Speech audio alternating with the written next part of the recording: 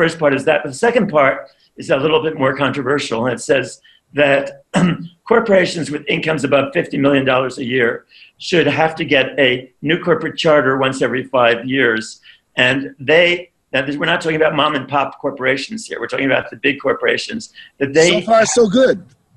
They have to prove a satisfactory history of environmental and social responsibility to a jury of ordinary citizens who get to hear testimony not only from the people where they are located, but anybody all over the world who has been, any community that's been affected by the operations of that corporation, get to testify before this jury, or to send it even the way we're doing it, right? They don't have to show up. They can do it on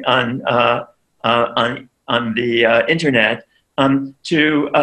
And the corporations have to prove to the jury that they actually are working in an environmentally responsible and socially responsible way, or they face the possibility of losing their corporate charter. What do you think about that? Well, let me tell you this. I like the concept, and here's why.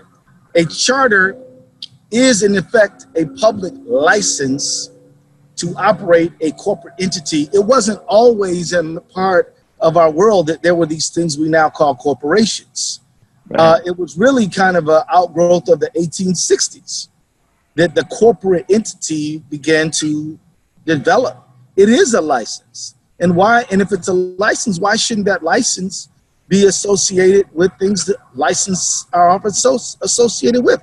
If I have a driver's license, that means I'm going to operate an automobile responsibly. I'm going to insure it. I'm going to obey traffic laws. If I have a license to sell peanuts, I'm going to sell them on the place and time, manner, and location that the license allows for. Now, a charter is really just a license to operate a public entity.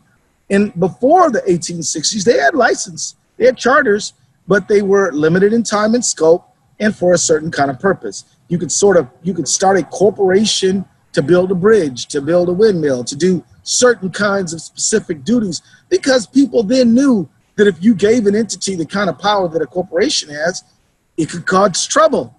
Well, we're in a world now where, corporate responsibility, I think, is something that we're in much greater need for. And look, there might be people listening to me and say, oh, Keith doesn't like corporations. Wrong. I used to own one. I ran a law firm and I had a corporation that owned the company. I don't have a problem with the concept of a corporation. I have a problem with the lack of accountability.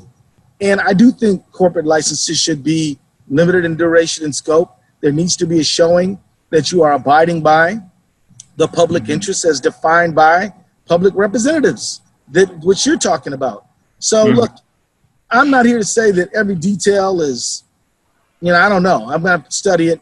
But I will tell you that I like the idea of limiting a corporate charter in time. I like the idea of a corporation needing to make a case to a group of citizen jurors that their corporate charter should be renewed. I like that. I like the concept.